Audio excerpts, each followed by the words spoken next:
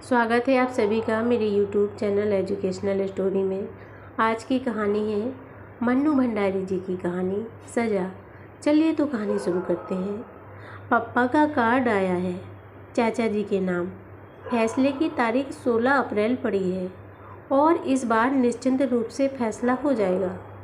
पहले की तरह स्थगित नहीं होगा। यदि छुट्टी मिल सके और असुविधा न हो तो 2 दिन के लिए आ जाना। मेरे और मुन्नू के लिए एक लाइन तक नहीं लिखी थी, ना प्यार ना आने के लिए कुछ। पूरे साल में पप्पा का यह पहला कार्ड था और हमारे विषय में कुछ नहीं लिखा, जैसे उन्हें मालूम ही नहीं हो कि हम भी यहाँ हैं। क्या पप्पा ने अपने को इतना बदल लिया है? उन्होंने क्या बदल लिया है?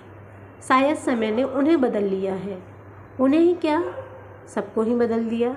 मैं क्या कम बदल गई हूँ? मुन्नू क्या कम बदला है? पता नहीं। अम्मा की क्या हालत होगी?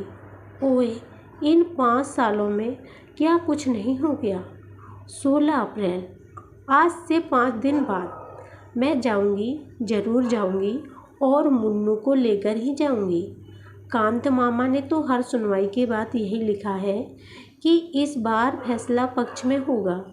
हे भगवान, ऐसा ही हो। पर रह रह कर मन कांप जाता है।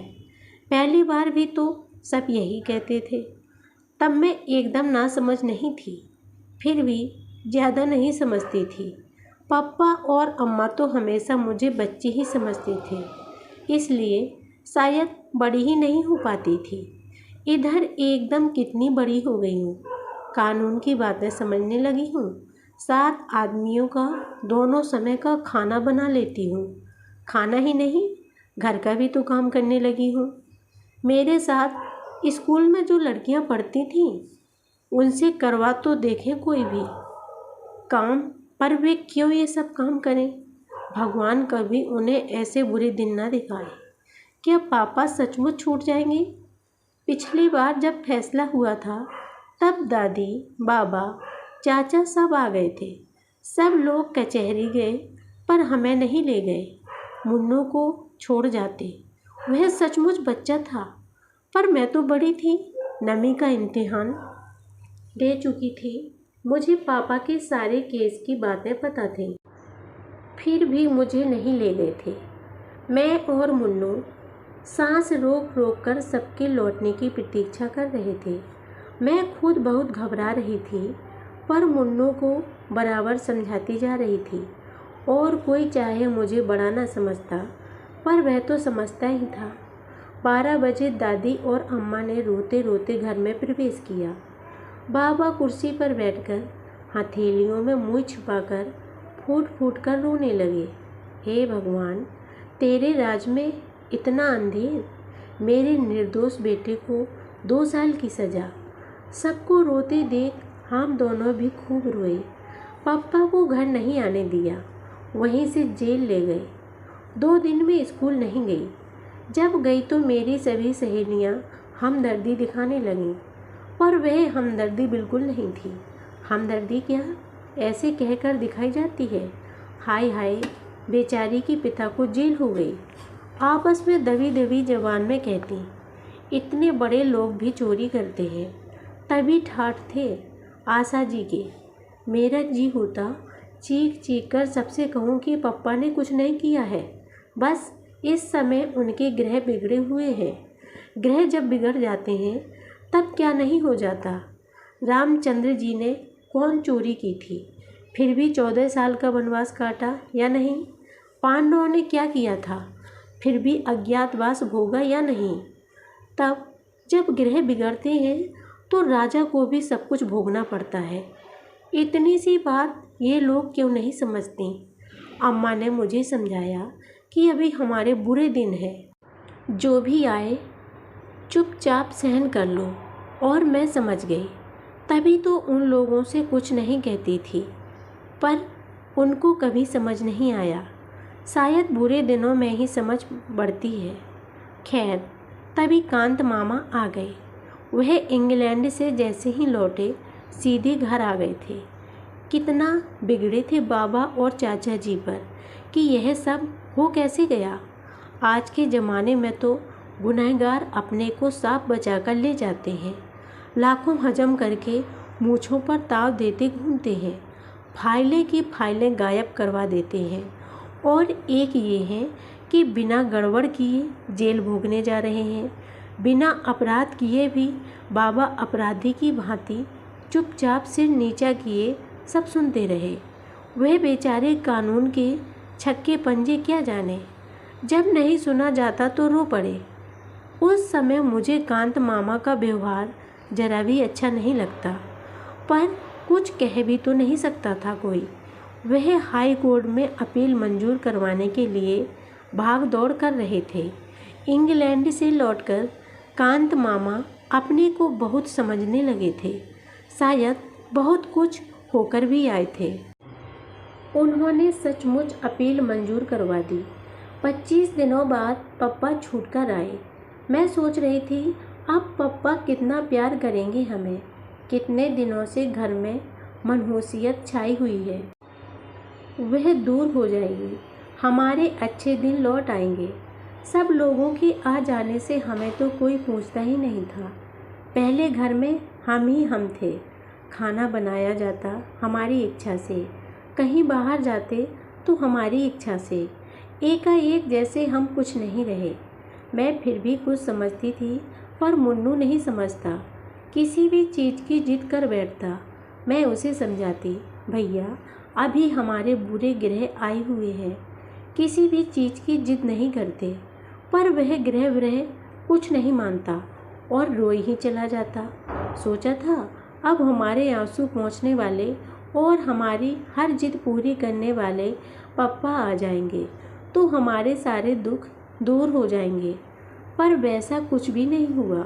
पप्पा मामा के साथ तांगे पर आए थे और आते ही बात करना तो दूर, बिना किसी की ओर देखे चुपचाप नीची नज़र किए वह ऊपर चले गए। सब लोग सकते में आ गए। कैसा हो गए हैं पप्पा? किसी की हिम्मत ही नहीं हुई कि ऊपर जाए। आखिर दादी ने अम्मा को भेजा। अम्मा थोड़ी देर में ही लौट आई। दरवाज़ा ही नहीं खोलते।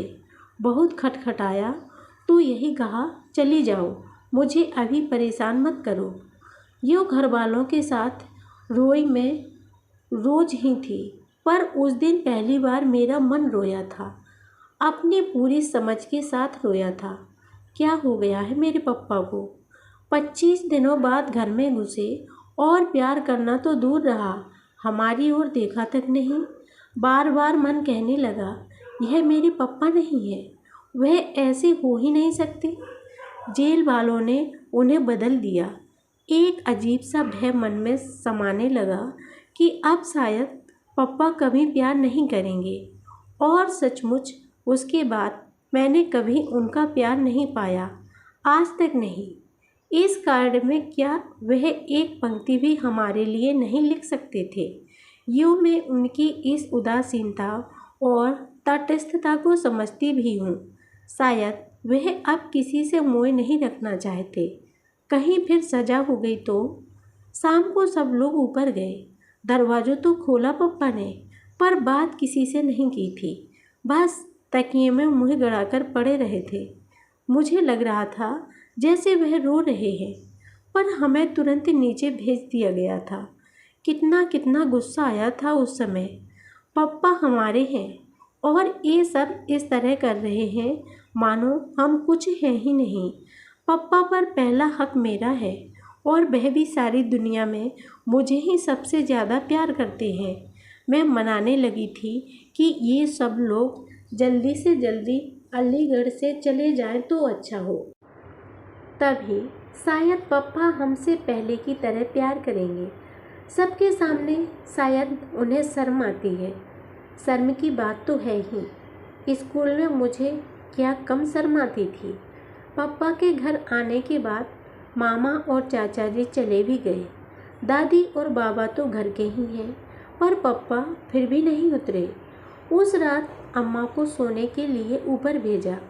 वह सवेरे उठकर आई तो बोली, माँ जी मुन्नू को आप गांव लेती जाइए, वहाँ के स्कूल में डाल दीजिए। यहाँ तो अब उसकी फीस जुटाना भी भारी पड़ेगा। आशा का तो इस साल फाइनल है, वरना उसे भी उमेश भैया के पास भेज दी थी। नीचे का घर अब खाली कर देंगे। फिर और पता नहीं क्या क्या बातें हुई दोनों में, और फिर दोनों खूब रोई। मैं किसी को भी रोता देखती तो बिना कारण जाने ही रोने लगती। फिर उस समय तो रोने का बहुत बड़ा कारण भी था। मुन्नू चला जाएगा, कैसे रहेगा यह गांव में? वहाँ का स्कूल भी कोई स्कूल है? यहाँ इतने अच्छे स्कूल में पढ़ा। पापा वैसे चाहे सारे दिन चुपचाप पड़े रहे, पर इस मामले में वह कभी चुप नहीं रहेंगे। पर पापा कुछ नहीं बोले। शायद अम्मा पापा ने साथ बैठकर ही यह सब तय किया था। रो धोकर मुन्नू भी चला गया। हाँ, जाते समय पापा ने उसे सीने से लगाकर बहुत प्यार किया था। मैं पास ही खड़ी रही थी। पापा की आंखों से आंसू टपक रहे थे। मेरा बड़ा मन कर रहा था कि मैं आंसू पोंछ दूँ, उनके दुख को दूर करने के लिए नहीं, पापा का प्यार पाने के लिए। मुन्नू दूर जाकर भी पापा के कितने पास हो गया। मैं पास रहकर भी शायद हमेशा दूर ही रहूँगी। पर पापा छोड़ने नीचे नहीं आए, कोई स्टेशन भी नहीं गया। जाता ही कौन? अम्मा अकेली निकलती नहीं, और मैं जाती तो लौटती कैसे? कोई महीने भर बाद फिर हमारा घर रह गया था, उसमें से भी मुन्नू चला गया था। मुन्नी ही क्यों, सप्ताह बीतते ना बीतते सारा सामान भी चला गया। नीचे का मकान खाली कर दिया गया।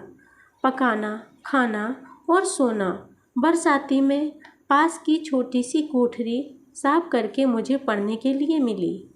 पापा अब कुछ कुछ बोलने लगे थे, पर पहले वाले पापा वह बिल्कुल नहीं रह गए थे। बस सारे दिन चुपचाप लेटे रहते या कुछ पढ़ते रहते। कभी कभी गोदी में तकिया रखकर कुछ लिखते भी। मेरा बड़ा मन होता था कि देखूं वह क्या लिखते हैं, पर कभी हिम्मत ही नहीं हुई। कितने ही बार पढ़ा था कि दुख में हिम्मत रखने वाले ही सच्चे वीर होते हैं। हंसते हंसते जो सारे दुखों को झेल जाए वही सच्चा वीर पुरुष है। मेरा मन होता पापा को यह बात समझाऊं, पर क्या पापा यह सब नहीं जानते? फिर इस तरह मुँह छिपाकर तो वह पड़ा रहे जिसने सचमुच चोरी की हो।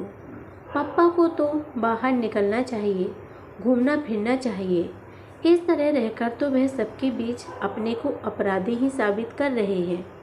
पर उन्हें कैसे समझाती?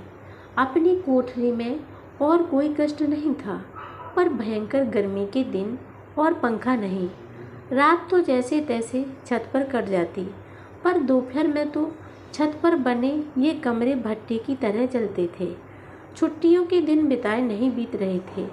अपनी किसी सहेली के यहाँ जाने की इच्छा नहीं होती थी। पड़ोस तक में जाना छोड़ रखा था।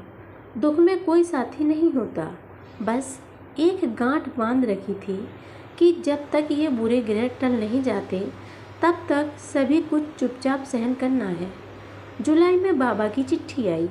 मुन्नू को 6वीं में भर्ती करवा दिया है और वह खुश है।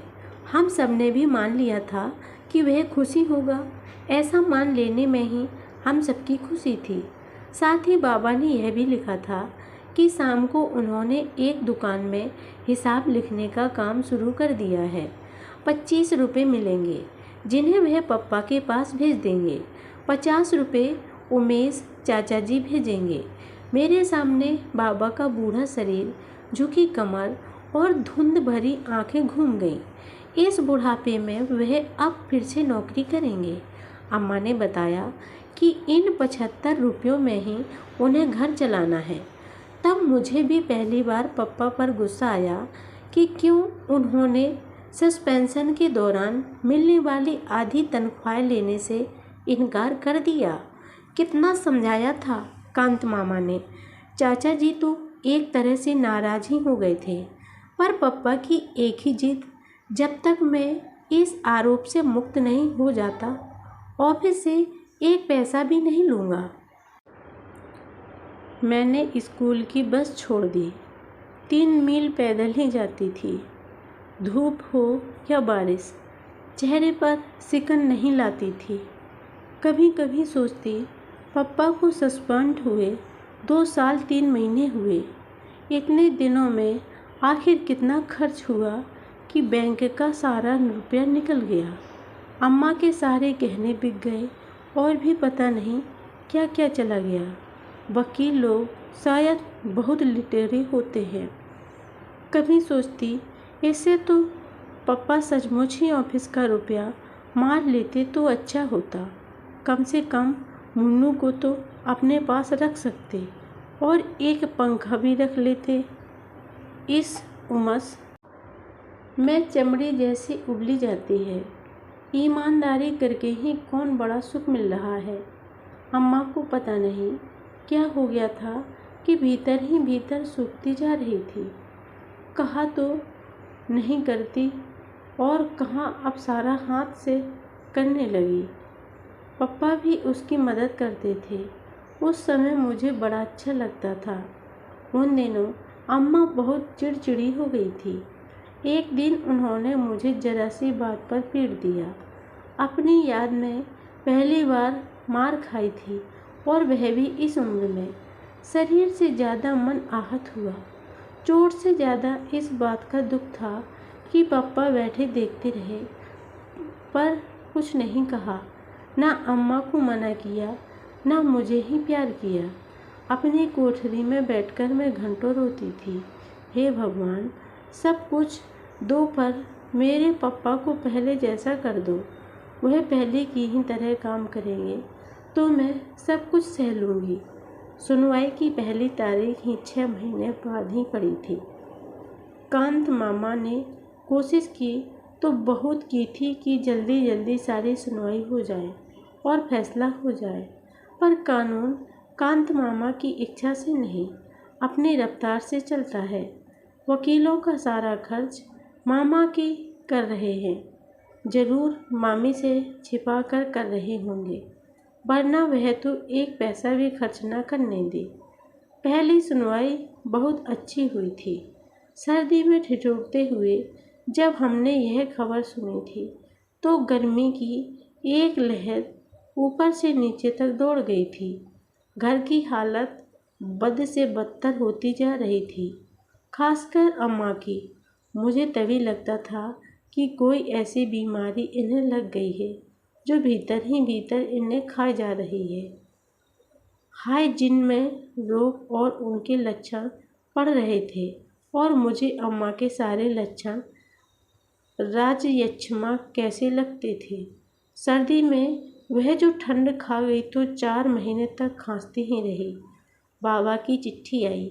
बड़ी बेबसी में उन्होंने लिखा, हिसाब में कुछ ऐसी भूल हुई कि वह काम चला गया।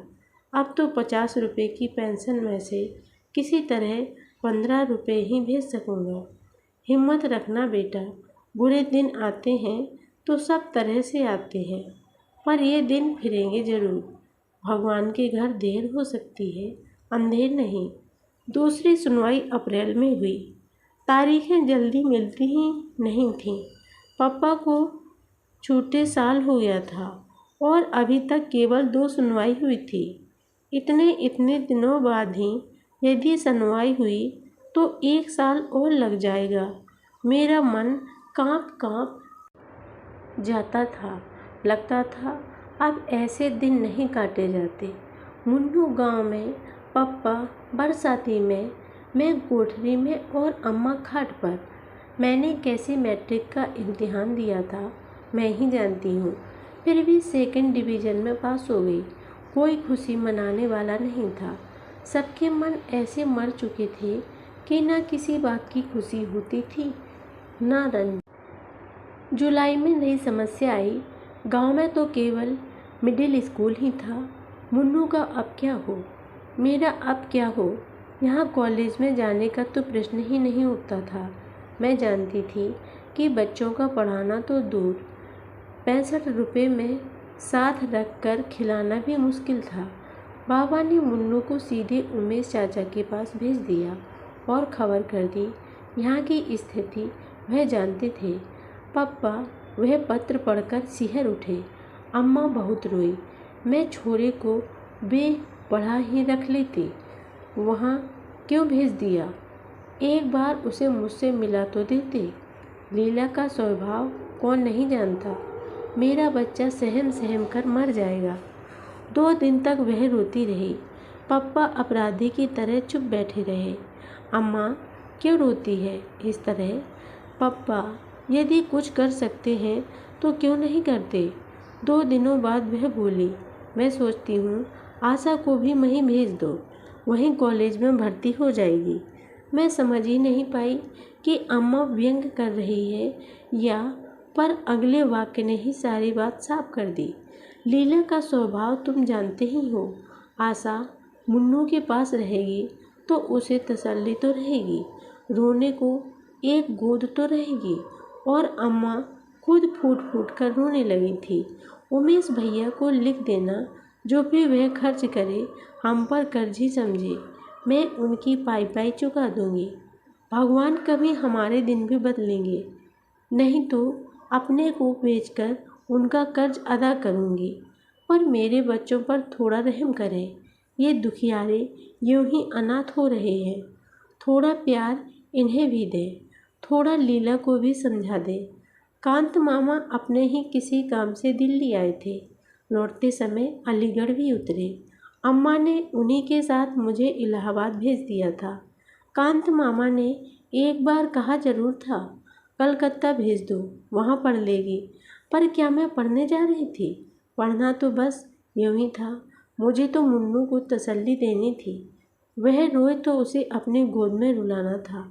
और उस दिन मैं सचमुच बड़ी हो गई थी, अम्मा की तरह बड़ी। पर घर छोड़ते समय सारे बड़कपन के बावजूद फूट पड़ी थी।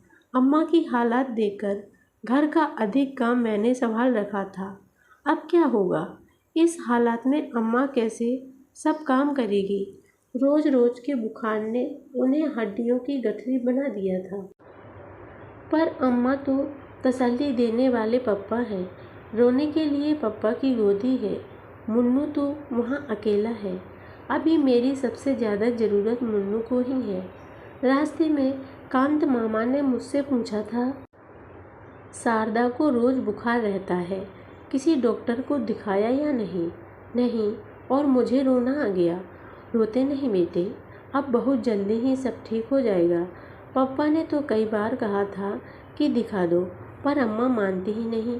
कहती है डॉक्टर झूठ मूठ को बहम डाल देते हैं। मामा चुप हो गए थे। मामा क्या समझते नहीं? अम्मा इसलिए नहीं दिखाती हैं कि डॉक्टर और दवाई का खर्च कहाँ से आएगा।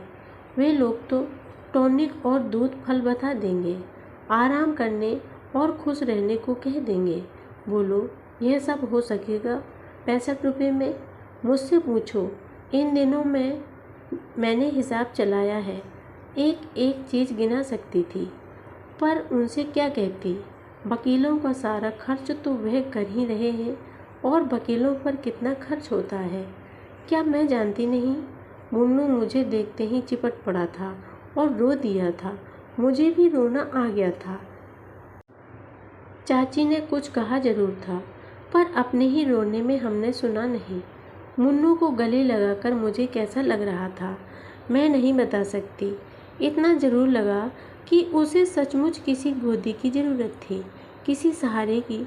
मैं चाची से बातें कर रही थी, उन्हें मेरा आना अच्छा नहीं लगा था, यह साफ था। पर मैं ही कौन अपनी इच्छा से आई हूँ। मुन्नू का रंग काफ़ी सांवला पड़ गया था, चेहरा सूखकर मुरझा गया था और आंखें बड़ी सहमी सहमी सी थीं। लगा बहुत डरकर दबकर रहता है शायद यहाँ।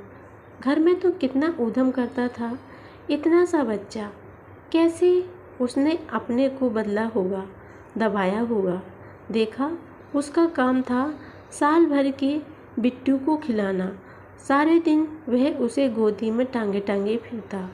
कब तो वह पढ़ता होगा, कब वह होमवर्क करता होगा। रात को जब वह सोने मेरे पास आया तो धीरे से बोला, दीदी कल मुझे बुढ़िया के बाल खिलाना। टिल्लू और पम्मी रोज़ खाते हैं, चाची उन्हें पैसे देती है और कहती है चिप कर खा लिया करो, पर वे सामने ही खाते हैं।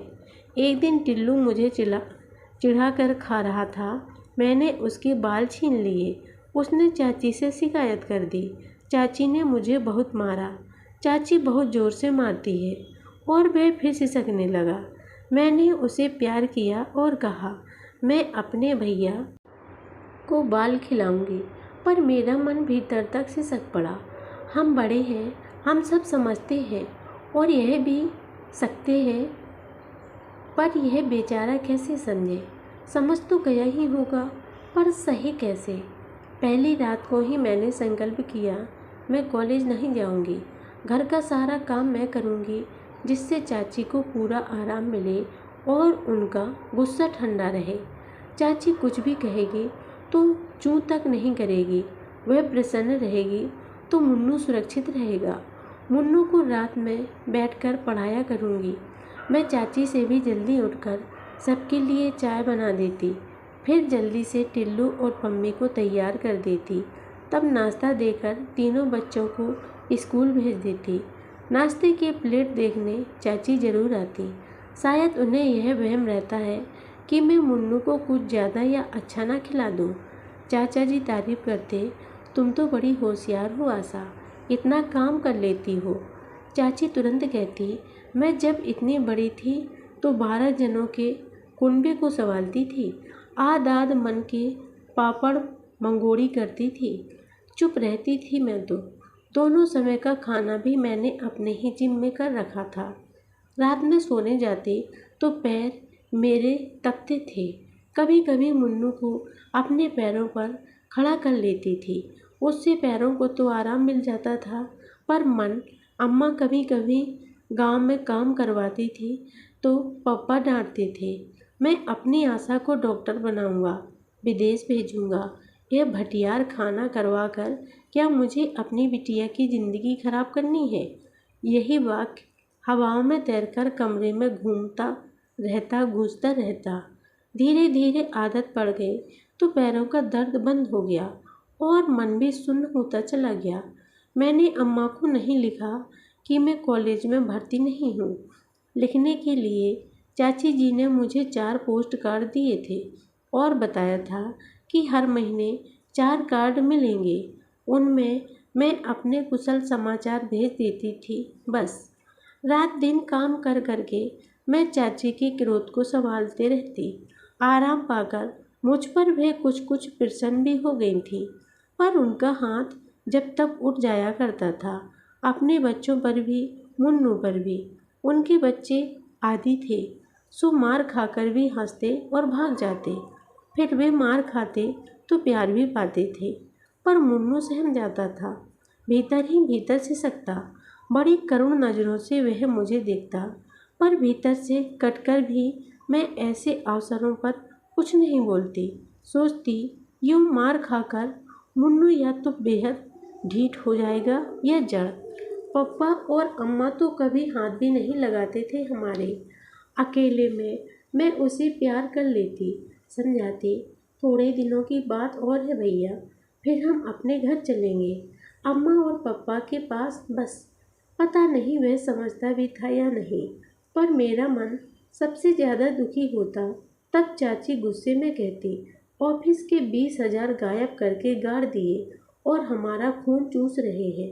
ये हमारे बड़े हैं, लानत है ऐसे बड़प्पन पर। मैं सोचती, क्या सचमुच चाचा जी यही सोचते हैं कि पप्पा ने रुपए मारे हैं? यदि आज उनके पास पैसा होता तो क्या हमें यूं छोड़ देते और अपने सारे पिछले दिन आंखों के आगे घूम जाते? कितना प्यार करते थे पापा, कितना मैं चाहे कुछ भी लिखूं, पर क्या वह जानते नहीं कि हम पर यहाँ क्या गुजर रही है। 31 तारीख को चाचा जी ने चाची के हाथ में तनख्वाह रखी तो चाची ने कहा, अब भाई साहब को लिख दो कि 50 रुपये नहीं भेज सकेंगे। इस महंगाई के ज़माने में 2 को पालना ही बहुत भारी पड़ रहा है। फिर हमारे भी तो बच्चे हैं, कौन यहाँ खान गड़ी है। बात ठीक थी, पर मेरा मन काम किया। चाचा जी रुपये नहीं भेजेंगे तो क्या होगा? 15 रुपये महीने में क्या होगा? इतना तो कमरे का किराया ही चला जाता है। रोतो ही अम्मा और बिसूरते हुए पापा मुझे सारी रात दिखाई दिए। मैं भी उनके साथ बहुत रोई। अम्मा का कोई पत्र ही नहीं आया। बहुत दिनों तक उठते बैठते एक ही चिंता थी मुझे, अम्मा ने पैसे की क्या व्यवस्था की होगी। कांत मामा का भी कोई पत्र नहीं आया। पता नहीं क्या हाल है उधर का। पूरा अगस्त बीत गया। मैं अपने चारों कार्ड डाल चुकी, पर कोई जवाब नहीं आया। क्या हो गया है अम्मा को? लिखती क्यों नहीं? सितंबर में कांत मामा का पत्र आया। शारदा की तबीयत खराब थी, सो उसे यहाँ ले आया। यहाँ उसका इलाज चल रहा है। दिनेश जी ने कमरा बदल लिया है। उनका पता है। किस्मत के अलावा क्या कहूँ कि तारीख जल्दी नहीं मिलती। अगली तारीख इसी महीने के आखिर में पड़ी है। सुनवाई पर जाऊँगा। तुम घबराना मत, भगवान सब ठीक करेंगे। गर्मियों तक कुछ ना कुछ अवश्य हो जाएगा। तो पप्पा अकेले रह गए। अम्मा की गोद भी छिन गई, जिसमें वे रो सकते थे। पापा का यह पता अलीगढ़ की गली गली मुझे मालूम थी। यह तो मजदूरों की बस्ती है। अंधेरी सीलन भरी गलियां, पास में बहते नाले। पापा का खाना कौन बनाता होगा? उन्होंने तो कभी ऐसे काम नहीं किए। कभी अंगीठी भी जलाते तो अम्मा मना कर देती थी। तब वह यही कह देते, शारदा कौन जाने कि इस बार छूट ही जाऊंगा। सजा हो गई तो पता नहीं क्या क्या करना पड़ेगा। अम्मा बीच में ही डांट देती, ऐसी बातें भी क्यों मुँह से निकालते हो? भगवान के घर देर हो सकती है, अंधेर नहीं। यह वाक्य अम्मा ने बाबा से सीखा था और मंत्र की तरह गांठ बांध ली थी। और मैं भगवान से यही मनाया करती कि हे भगवान, उन्हें सजा न हो। पापा की तपस्या का फल उन्हें मिले। जो कुछ वह सह रहे हैं वह क्या तपस्या से कम है? सीलन भरी अंधेरी कोठरी में सबसे मुँह छिपाकर रहना। बच्चे कहीं, पत्नी कहीं। अब तो रहम करना, अब उन्हें सजा मत करना। कांत मामा की चिट्ठी आई कि फैसला पक्ष में ही होगा। केस की पैरवी बहुत अच्छे ढंग से हुई है। बस फैसले की तारीख पड़ जाए जल्दी से। मैं बैठी बैठी दिन गिनती। अपील के बाद मुकदमा चलते हुए 4 साल हो गए। इन 4 सालों में क्या कुछ नहीं हुआ? भगवान देर तो बहुत की। अब अंधेर मत करना। यूं यह देर भी अंधेर से कम नहीं, पर और अंधेर मत करना। मुन्नू और टिल्लू अपना अपना रिजल्ट लेकर आए। टिल्लू सब विषयों में पास था और मुन्नू एक विषय में फेल होकर प्रमोट हुआ था। चाचा जी ने टिल्लू को प्यार किया। मुन्नू पास खड़ा आंसू भरी आंखों से टुकुर टुकुर ताकता रहा। चाची ने कहा, फेल हो गया ना, पढ़ने लिखने में मन लगाओ मुन्नू साहब, तब टिल्लू की तरह पास होगे। सारे दिन बैठे बैठे तसुए बहाने से पास नहीं हुआ जाता। आँख के आंसू गालों पर लुढ़क गए।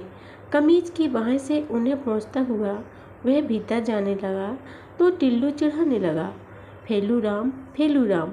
उस दिन पहली बार मेरे लिए अपने पर बस रखना बहुत कठिन हो गया था। मन हुआ कह दूं, उसे पढ़ने के लिए समय ही कहाँ मिलता है। सारे दिन तो बिट्टू को खिलाता है, 25 चक्कर गाजर के करता है। पर चुप। जाते जाते मुन्नू ने एक बार चिढ़ाते हुए टिल्लू को जरूर जलती आंखों से देखा था। लगा उठाकर एक हाथ मार देगा, पर ना वह लौटा ना कुछ बोला ही। कैसे हो गया है मुन्नू इतना सहनशील? चुपचाप सहने का उपदेश उसे मैं ही दिया करती थी, पर अब वह यूँ सह जाता है तो सबसे ज़्यादा कष्ट मुझे ही होता है। कोई उपाय भी तो नहीं था। मुन्नू की छुट्टियाँ हो गई। सोचती थी कि शायद कांत मामा या अम्मा का कोई पत्र आएगा कि तुम लोग आ जाओ, पर किसी ने कुछ नहीं लिखा। पप्पा तो कभी कुछ लिखते ही नहीं। अम्मा कभी कभी 2 लाइनें लिख देती, मैं धीरे धीरे ठीक हो रही हूँ, तुम चिंता मत करना। लीला को आशीर्वाद, बच्चों को प्यार, चाची की मदद करना, तंग मत करना। मुझे हर बार लगता था कितनी झूठी चिट्ठी लिखती है अम्मा, पर धीरज की अवधि खिंचते खिंचते 1 साल तक पहुँच गई। पिछले मार्च में सुनवाई हुई थी और अब इस साल का अप्रैल है।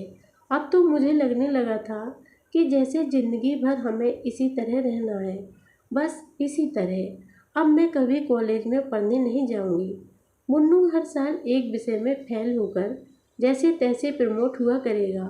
अम्मा शायद हमेशा बीमार रहकर मामा के यहाँ इलाज ही करवाती रहेगी। पापा वैसे ही सीलन भरी बदबूदार कोठरी में अपना खाना पकाया करेंगे। और तभी आज पापा की यह चिट्ठी आई, उनके हाथ की लिखी पहली चिट्ठी। मैंने 1000 बार उसे देखा, पढ़ा, छुआ, जैसे उस कार्ड को छूकर पापा की हालत का ज्ञान हो जाएगा। पापा ने हमें बुलाया नहीं, कहने से चाचा जी ले जाएंगे, पर इस बार जाएंगे जरूर, चाहे कुछ भी हो जाए। कांत मामा को लिखूं, वे लेते जाएंगे। कल सवेरे 10 बजे फैसला है। हम दोनों कांत मामा के साथ आ गए। धर्मशाला में छोड़कर मामा अम्मा को लेने चले गए। पूरी उम्मीद थी कि इस बार अम्मा जरूर आएगी, पर वह नहीं आई। मामा ने इतना ही कहा, उसकी हालत लाने जैसी नहीं थी। फैसला हो जाए तो तुम लोग वहीं चलना। पता नहीं अम्मा किस हालत में है। मन बार बार कांप उठता है। मामा कुछ छिपा रहे हैं।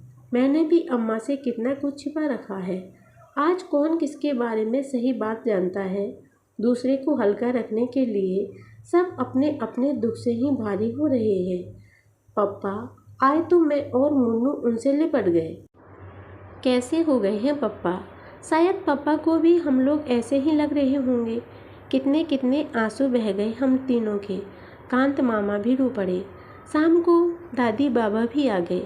रात में मुन्नू दादी से पूछ रहा था, दादी अब तो हम पापा के पास ही रहेंगे ना? तुम इतनी पूजा करती हो, अपने भगवान से कहो कि हमारे पापा को छोड़ दे। हाँ बेटा, अब तो पापा के पास ही रहेगा। रात दिन भगवान से यही तो कहती हूँ। चाची के पास तो मैं अब कभी नहीं जाऊँगा। टिल्लू अपने को समझता क्या है? मैं अपने पापा के पास रहूँ और फिर आ जाए। हर एक चीज़ में पछाड़ सकता हूँ। पढ़ने में भी, कुश्ती में भी पहले फर्स्ट भी आया हूँ। एक बार क्लास में क्यों दीदी आया था ना, मेरी आंखें भीग गई। कितने दिनों बाद मुन्नू को उसके असली रूप में देख रही हूँ। टिल्लू ने उसे चिढ़ाया था तो इसने कुछ नहीं कहा था, चुपचाप भीतर बैठकर रोया था। शायद जानता था कि टिल्लू को कुछ भी कहने का अर्थ है चाची की मार। पर मुझे कितना बुरा लगा था उस दिन। कहाँ चली गई मुन्नू की बाल सुलभ ईर्ष्या और प्रतिस्पर्धा की भावना? क्या इतनी सी उम्र में हम लोग सब कुछ सहने के लिए ही बने हैं? मुन्नू दादी की खाट पर ही सो गया। मुझे बिल्कुल भी नींद नहीं आई। कल फैसला है, हम सबकी किस्मत का फैसला। कांत मामा बहुत आश्वस्त हैं, पर पापा के चेहरे पर तो कोई भाव ही नहीं। फैसला हो गया। मैं भी कचहरी गई थी। इस बार किसी ने रोका भी नहीं। वहाँ खास भीड़ नहीं थी। पापा में भला घर वालों के सिवा किसे दिलचस्पी हो सकती थी। पापा कटघरे में खड़े थे। हम कुर्सियों पर बैठे जज साहब के आने की प्रतीक्षा कर रहे थे। जज साहब आए तो बाबा ने आंखें मूंद ली। अम्मा का सिर नीचा था। वह जरूर मन ही मन प्रार्थना कर रही होगी। मुन्नू का हाथ कसकर दबाए बैठी थी और मुझे लग रहा था कि अब और देरी होगी तो मेरी सांस भी घुट जाएगी। कानूनी भाषा में जज साहब ने क्या क्या कहा मुझे कुछ समझ में नहीं आया, पर आखिरी बात समझ में आ गया। मुलजिम को रिहा किया जाता है। मैं मुन्नू का हाथ हवा में उछालकर एक तरह से चीख पड़ी, मुन्नू पापा रिहा हो गए। पर एकाएक ही दादी और बाबा फूट फूट कर रो पड़े। मैं भय से काँप उठी। कहीं मैंने गलत तो नहीं सुन लिया? पिछली बार भी तो ये लोग इसी प्रकार रोते रोते घर में घुसे थे। पर बाबा का यह वाक्य मैं कहता ना था, बेटे भगवान के घर में देर है अंधेर नहीं। देख पर पापा को क्या हुआ है? वे खुश क्यों नहीं हो रहे? उनका भावहीन चेहरा, गड्ढे में धसी हुई निस्तेज निर्जीव आंखों में से खुशी की चमक क्यों नहीं आ रही? वे ऐसी पथराई आंखों से बाबा को देख रहे हैं मानो उन्हें बाबा की बात ही समझ में नहीं आ रही हो। मैं दौड़कर पापा से चिपट गई।